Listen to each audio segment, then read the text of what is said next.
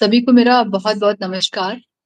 और new energy में जो मेरा टॉपिक चल रहा है, अब वो आज हम टॉपिक स्टार्ट करेंगे पहली सृष्टि के बाहर, यानी कि सृष्टि से पहले जो हमने बात किया जैक के बारे में।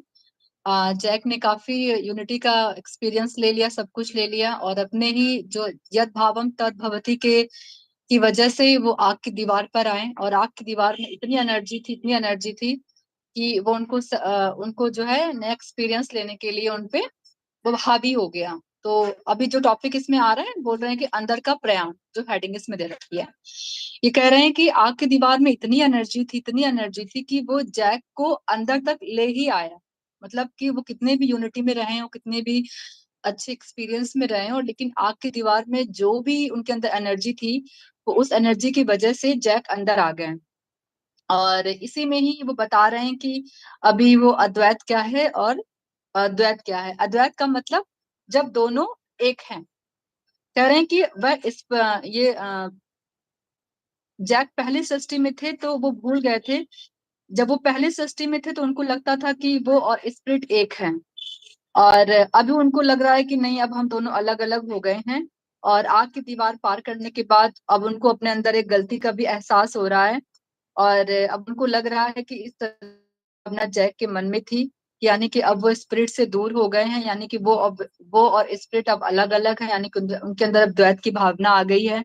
और वो कुछ अभी उन्हें कुछ समझ में नहीं आ रहा है कि अब क्या किया जाए। लेकिन जो स्पिरिट थी, हमारी स्पिरिट, यानी कि जो भी जैक ने कदम उठाया, तो वो स्पिरिट के समझौते पर ही हुआ था। स्पिरिट ने कहा था कि तुम जो भी एक्सपीरियंस करोगे वो मेरी वजह से होगा, मुझे उसका नॉलेज लेना है। तो इसीलिए जैक को और स्पिरिट आपस में एक थे। इसीलिए जैक खुशी खुशी अपने स्पिरिट के लिए काम कर रहे थे। लेकिन जब वो डुअलिटी उनके अंदर प्रवेश करी तो उनको नहीं समझ में आ रहा है, अभी वो द्वैत में आ गए, उनको नहीं समझ में आया कि अब क्या है, कैसे है। और जब आग की दीवार पार कर गए तो वो पूरी शून्यता में चले गए, उन्हें कुछ भी याद नहीं रहा। और ये कह रहे हैं कि जैक का हर एक कदम स्पिरिट की सहमति से होता है, जैसे मैंने बताया अभी आपको। और स्पिरिट खुद नहीं आ सकती है, तो बैस ने हमें क्लियर किया कि हम जो भी अनुभव करेंगे बिना जैक के, यानी कि बिना बॉडी के, हम अनुभव नहीं कर सकते हैं। इसीलिए हमें बॉडी चाहिए। अगर हम अर्थ पे आए हैं तो हमें बॉडी जरूर चाहिए, वो डुअलिटी एक्सपीरियंस लेने के लिए। और जो भी हम एक्सपीरियंस कर रहे हैं वो हमारी हायर सेल्फ सारा एक्सपीरियंस ले रही है। हमें तकलीफ दुख हो रहा है हमारे सिर्फ भौतिक लेवल पर, लेकिन अंदर ही अंदर जो हमारी हायर सेल्फ है, जो सोल है, वो पूरी मजे में है, उसे कोई कष्ट नहीं है, कोई दुख नहीं है, वो पूरा अनुभव ले रही है। तो सेम जैक के साथ भी यही हो रहा है, जो भी हम लोग के साथ हो रहा है। तो जो हमारे जैक हैं, जैक बहुत परेशान है कि ये क्या हो रहा है अभी, लेकिन अब स्पिरिट को तो एक्सपीरियंस ही मिल रहा है। और जैक ने खैर उनसे प्रॉमिस किया था कि मैं जहां भी जाऊंगा, मैं एज अ रिसर्च की तरह काम करूंगा, अन्वेषण की तरह काम करूंगा। तो उन्होंने अंदर के प्रयाण में यही बताया है कि जो कुछ भी वहां हो रहा है वो जैक की सहमति से और स्पिरिट के ज्ञान तृष्णा की वजह से वो अपने आप को एक्सपीरियंस ले रहे हैं। और तो बैस ने इसको एग्जाम्पल बताया है कि जैसे कोई बॉस होता है, वो कहीं मीटिंग ऑर्गेनाइज करता है, तो उसको वहां पे जाना ही पड़ेगा, लोगों से मिलना पड़ेगा, वहां की रिपोर्ट लानी पड़ेगी, यानी कि उसमें कोई विकल्प नहीं है। लेकिन आप जाएंगे किससे? आप प्लेन से जाएंगे, बस से जाएंगे, ये हमारे हमारे ऊपर डिपेंड करता है, यानी कि जैक के ऊपर डिपेंड करता है। तो उन्होंने एक ऐसा छोटा सा एग्जाम्पल दिया है। ऐसे उन्होंने एक बर्थ का भी, यानी कि ट्रेन के बर्थ का भी एग्जाम्पल दिया है कि मतलब जो कुछ भी उन्होंने सार निकाल के बताया है, बस यही है कि हमें जो करना है वो हमें करना है। स्पिरिट के लिए जो हमें एक्सपीरियंस लेने हैं वो हमें एक्सपीरियंस लेने हैं। अब हमें पता था कि जैक की सृष्टि में ज्ञान रचना की नामक प्रोग्रामिंग हो चुकी है। और कह रहे हैं कि ओरिजिनल भगवान में आपके बारे में जानने की चाहत थी, इसीलिए यह सब हुआ। और उस चाहत और तृष्णा से ही यह सृष्टि पैदा हुई। इसीलिए जैक को जो भी काम करते थे, उसका जो एक्सपीरियंस था वो स्पिरिट को होता रहता था, पूरा लाइव टेलीकास्ट।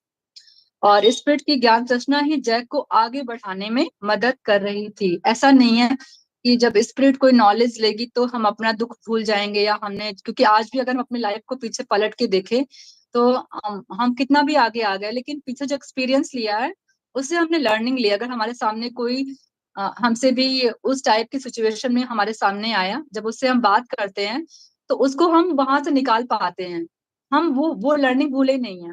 तो वही इसमें ये भी कह रहे हैं कि जब स्पिरिट कोई अनुभव ले रही है तो जैक भी सीख रहा है और स्पिरिट भी सीख रही है। और आगे मैं थोड़ा इसको पढ़ूंगी। जैक कुछ नई बात सीखने के लिए रवाना हुए।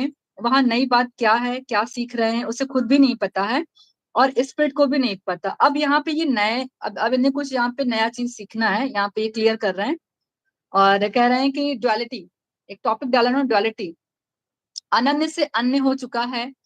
और ड्युअलिटी कहाँ से निर्माण हुई है, एकत्व सृष्टि मूल से ड्युअलिटी का निर्माण कैसे हुआ। कह रहे हैं कि यूनिटी से ड्युअलिटी कैसे हो गई, यानी कि जो हमारे जैक थे वो यूनिटी में थे, तो अभी ड्युअलिटी में का आग का दरिया, यानी कि आग का दीवार पार करते ही वो कैसे ड्युअलिटी को फील करने लगे। तो वही इसमें उन्होंने बताया है। हमारा मन कब क्या करेगा हमें भी नहीं पता है। जैसे जैसे हमारा अनुभव बढ़ता जाएगा हमारी मेच्योरिटी बढ़ती जाएगी, ऐसा हम देखने से शुरू करेंगे। और इसी तरह से एकत्व में रहने रहने पर जो हमें करने को लगता है उसे हम करते जाते हैं, यानी कि जब हम यूनिटी में होते हैं, जब हम प्योर इंटेंसिटी में होते हैं कि तो हमें कुछ सोचने की जरूरत नहीं पड़ती है, हम वो चीज आराम से करते जाते हैं, तो इसके बारे में जरूरत नहीं पड़ती सोचने की। एकत्व में परिपक्व होने तक जो से विवरण से देखने की आलोचना शुरू हुई है, वे आगे बता रहे हैं कैसे। आग की दीवार ने हमारे अंदर जो है उसके दो टुकड़े कर दिए, जो नहीं है उसे हमारे सामने लेकर के आए और हमारे अंदर जो कुछ भी है उसे दो टुकड़ों में कर दिया। इसी तरह जितनी चीजों को चीर सकते थे उन सबके दो टुकड़ों में चीर दिया। इसका मतलब एकत्व के अंदर ड्युअलिटी, मतलब कि आग के दीवार के अंदर वो ऊर्जा थी कि हमारे अंदर वो फिक्स हो चुकी है, हमें पता नहीं चला जब हम यूनिटी में थे। और ये एग्जाम्पल के थ्रू समझा रहे हैं, जैसे अरहर की दाल है, हमारे तो यहाँ तो अरहर की दाल बोलते हैं, उससे कहेंगे तूर की दाल बोलते हैं। तो वो देखने में सॉलिड होती है, लेकिन जब उसको ब्रेक करते हैं तो दो भागों में टूट जाती है, यानी कि दो भागों में है, दो हिस्सों में टूटती है, लेकिन दिखती वो एक है। तो वही वो हम एग्जाम्पल दे रहे हैं कि हम यूनिटी में होते भी डुअलिटी में थे।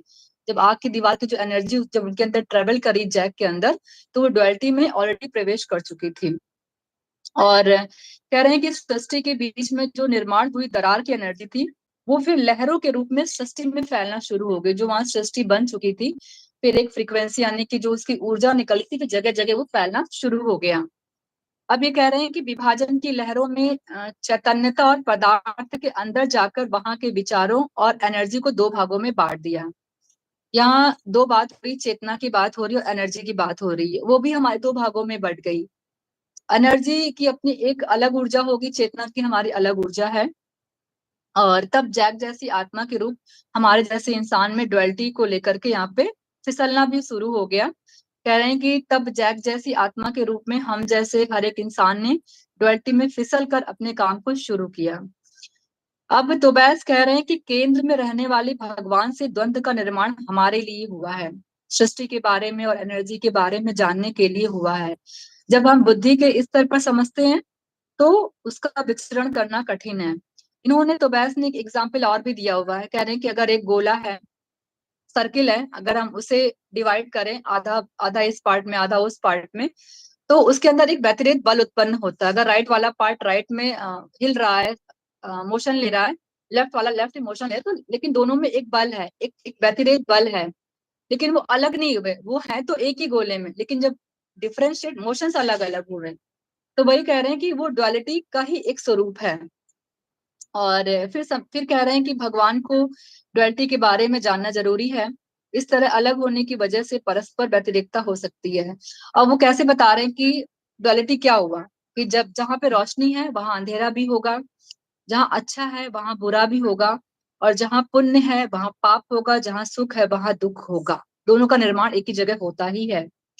फिर आगे कह रहे हैं कि आग की दीवार में क्या हुआ था उसे स्मरण करने के लिए जैक बहुत कोशिश करते हैं, लेकिन अंत काल तक आग की दीवार में रहने जैसा उनको लगा। और उसे पार करके वो जैक शून्य में आ जाते हैं, और शून्य अंधेरा है, वहां पर नक्षत्र नहीं है, गैलेक्सी नहीं है, किसी तरह की एनर्जी भी कुछ भी नहीं है, केवल उसका नाम शून्य नहीं है, सच में वहां शून्यता है और कुछ भी शून्य नहीं है। शून्य में आकर आंखें खोलने के बाद जैक संपूर्ण तरीके से थक गए हैं।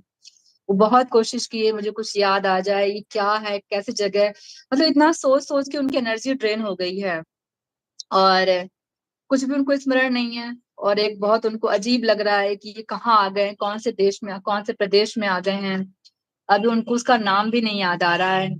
और उनकी जो हालत है वो बहुत खराब हालत है, वो नहीं समझ पा रहे हैं कि मैं क्या हूँ, कौन हूँ। अभी अपनी यूनिटी भूल गए, अपना नाम जैक भी भूल गए हैं वो। और फिर कह रहे हैं कि आज तक इस भावना को जैक कभी नहीं जानते थे, और इसे ही तोबैस ने ईगो दिया है। ईगो जो हम लोग समझते हैं कि हमारा घमंड, ऐसा नहीं है। तोबैस के अकॉर्डिंग ईगो का वर्णन कर रहे हैं। ईगो का मतलब है अहंकार नहीं, इसका अर्थ एक व्यक्तित्व है, यानी कि पर्सनालिटी है। इसके अंदर के किसी व्यक्ति ने उसके बारे में बताया, लेकिन जब वे अपने बारे में स्मरण करने की कोशिश करते हैं तो विफल हो जाते हैं। इस तरह बोल सकते हैं कि वह सब कुछ भूल चुके हैं, भुलक्कड़पन से घिरे हुए हैं। जैसे अभी हमें कोई कितना बता ले कि हम मूल चेतना से हैं, बहुत पावरफुल है, लेकिन हमें विश्वास नहीं हो रहा है। होता भी होगा 10-15 मिनट के लिए या आधे घंटे के लिए होता भी होगा, लेकिन जैसे ही कोई सिचुएशन आई तो हम ये भूल जाते हैं कि हमारी मूल चेतना बहुत पावरफुल है, बहुत लविंग है, हम लोग सब कुछ कर सकते हैं।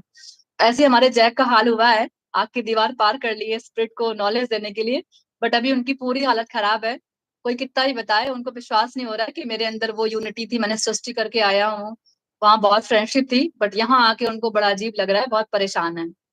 अब कह रहे हैं कि नए अनुभव का एक हेडिंग डाला इन्होंने। जब जैक ने आंखें, हाँ इसमें एक हल्का सा शॉर्ट में दे देती हूँ मैं। इसमें इनको एक लड़की मिलती है जो उनको बहुत हेल्प करती है, हमारे जैक को। तो थोड़ा सा पढ़ते हैं इसको। जब जैक ने आंखें खोली तो एक नए प्रदेश में पाया, इसको उन्होंने पहले कभी नहीं देखा था। उसे पता था कि अब उसे उसी जगह में रिसर्च करनी है, अन्वेषण करना है। रात दिन उस प्रदेश में वो, ऐसा नहीं है कि जैक परेशान है तो कुछ करेंगे नहीं। जो उनकी रियल चीज है ना कुछ खोज करते रहना। तो जैक परेशान होने के बावजूद भी रिसर्च कर रहे थे। ये मुझे बड़ा अच्छा लगा कि जैसे हम लोग परेशान होकर थक जाते हैं, लेकिन अभी तो हम लोग बहुत स्मार्ट हो गए हैं। अब परेशान होते हैं तो हम लोग ध्यान करने बैठ जाते हैं। तो एटलीस्ट हम लोग उस सिचुएशन से बाहर आ जाते हैं। तो हमारे जैक भी ऐसे हैं, परेशान थे लेकिन उनके अंदर जो क्वालिटी थी ना, वो रिसर्च करने की, वो जबरदस्त है। तो मुझे ये सीखने को मिला कि यस, जैक में वो पावर है, तो चूंकि हम लोग उसी मूल चेतना के हैं, तो हमारे अंदर भी वही पावर, तभी तो हम ध्यान करने बैठ जा रहे हैं। वरना लोगों से बात करो तो यार ध्यान से कुछ आंसर नहीं मिलता, ये सब बकवास चीजें। लेकिन नहीं, हम लोगों ने हिम्मत रखी, ज्ञान बढ़ाया, लोगों को सुना। फिर हम लोग, आज हम लोग को पता है सिचुएशन कैसी भी हो, ध्यान में जाके एटलीस्ट आपको आंसर तो नहीं मिल सकता है, लेकिन आपको ताकत कुछ समय के बाद मिल जाएगी, फिर आप चीजों से आप बाहर आ जाते हो। तो ऐसा ही जैक फील कर रहे थे। वो रिसर्च कर रहे हैं, रात दिन उस प्रदेश में लगे पड़े हैं, बिल्कुल रिसर्च कर डाल रहे हैं क्या है, कौन सिटी है, कैसी है ये। और जहां उसने वहां पता लगाया, वह उसे और उसकी आत्मा के लिए भी नया था। लेकिन फिर भी उसे कुछ तकलीफ महसूस हुई। ऐसा उसे ऐसा महसूस हुआ कि कुछ छूट रहा है। अब उनको याद आ रही है अपनी पुराने, जो उनकी पहली सृष्टि थी, उन्हें फील हो रहा है। तो कह रहे हैं कि कुछ है जो उसे जानना है, स्मरण रखना है, लेकिन स्मरण नहीं रख पा रहे हैं। फिर बहुत दिनों तक वो खोज करते रहे, रिसर्च करते रहे। फिर उनको एक स्त्री मिली, एक लड़की मिली, एक स्त्री मिली। और वह दोनों एक दूसरे से मिले, बहुत खुश हुए, और एक दूसरे से बातचीत भी की। चलो कम से कम कोई तो आया उनके संग अपनी बातों को शेयर करने के लिए, उन्हें आराम मिला होगा जैक को। फ्रेंड एक ऐसा होता ही है कि अगर हम कोई चीज किसी से शेयर करते हैं तो एटलीस्ट हमें बहुत राहत मिलती है। तो यही चीज जैक के साथ भी हुआ है, उनको एक फ्रेंड मिला, वो भी एक फीमेल एनर्जी है। और उन दोनों के बीच कोई परिचित संबंध नहीं है, लेकिन वह संबंध कब से था ये बात नहीं पता थी। वो लड़की अपने उसे गांव लेकर के जाती है, और वहां वह बाकी लोगों से मिल रही है और उसको मिलवा रही है। मतलब कि जो लोग इससे पहले शून्य में आ गए थे, वो वही लोग हैं। इसका मतलब जो हमारी स्पिरिट कई भागों में डिवाइड हुई थी, जैक से पहले हो सकता है, मैं कंफर्म नहीं हूँ क्योंकि जब मैं किताब पढ़ रही हूँ ना, तो मुझे कहीं कहीं कंफ्यूजन हो रही है। कहीं कहीं वो मुझे लगता है कि जैक धरती पे आ गए हैं, तो कहीं कहीं लग रहा है कि नहीं, जैक अभी उसी सृष्टि की बात कर रहे हैं। तो थोड़ा सा मैं कंफ्यूज रहती हूँ जब मैं इसको क्लियर करती हूँ, हो सकता है आगे हमारी बात क्लियर हो। तो ये कह रहे हैं कि जो लड़की उससे मिली हुई है, वो शून्य में थी तो पहले वो यहाँ पे आ चुकी हुई है। और बता रहे हैं कि गांव में जिसके पास पैसा है, वह ऊंची इमारतें बनवा रहा है, यानी कि अब यहाँ एडवांसमेंट शुरू हो गया है। इस जहाँ पे जैक आए हैं, वो एडवांस बता रहे हैं कि अभी चीजें वहां पे, इमारत बन रही है, बच्चों को वहां पैदा कर रहे हैं लोग, और नई तरह की संभावनाएं, सभ्यता का निर्माण भी कर रहे हैं। उन सबको नहीं पता कि वह कहाँ से आए हैं, और उन्हें स्मरण स्मरण नहीं था कि वह कौन है। उन्हें केवल इतना पता था कि बस उन्हें आगे बढ़ना, जिंदगी बिताना है, जैसे अभी हम लोग कर रहे हैं। बहुत लोग ऐसे हैं कि नौकरी कर रहे हैं, और जो भी हमारी फैमिली, जो हमारी रिचुअल्स चीजें हम उसे पूरा करते हैं, जो हमारी सोसाइटी बेस पे चीजें हम उसे कंप्लीट कर रहे हैं। बट कुछ लोगों को नहीं पता कि हम कहाँ से आए हैं और किस लिए आए हैं अर्थ पर। तो भाई जैक कह रहे हैं कि जब जब मैं वहां गया, जो लोग वहां सृष्टि बन रही थी, बच्चे हो रहे थे, लोग अपने लिए अच्छे अच्छे घर बना रहे थे, बट वो लोग सच में कौन थे उनको भी वो चीज नहीं मालूम थी। तो उस लड़की के साथ और दूसरों के साथ अनुभव जुड़ते गए। शुरुआत के अनुभव में एक नई एनर्जी बाहर आई, जिसकी वजह से उस शून्य में विश्व का निर्माण के लिए एनर्जी की जरूरत थी। उस एनर्जी के नमूने तैयार हुए। और जैक कह रहे हैं, सॉरी, उस एनर्जी के नमूने तैयार हुए। जैक ने जो अनुभव को पाया उसके द्वारा एनर्जी बनाना शुरू हुआ। वह एनर्जी हमारे नक्षत्र, गैलेक्सी और सौरमंडल का निर्माण हुआ। अब यहाँ ये कह रहे हैं कि गैलेक्सी, सौरमंडल और इन सब का निर्माण हुआ। थोड़ा सा कंफ्यूज हूँ कि फिर ये बिल्डिंग किसकी बन रही थी, इमारत कैसे बनी। मैं थोड़ा सा, पता नहीं, जब ये किताब पढ़ रही थी तो मैं थोड़ा सा लिटिल बिट कंफ्यूज हूँ कि अगर इमारत बन रही है, बच्चे आ रहे हैं धरती पे, जहाँ पे जन्म ले रहे हैं, फिर तो ये जैक ने कौन सी एनर्जी को फील किया है।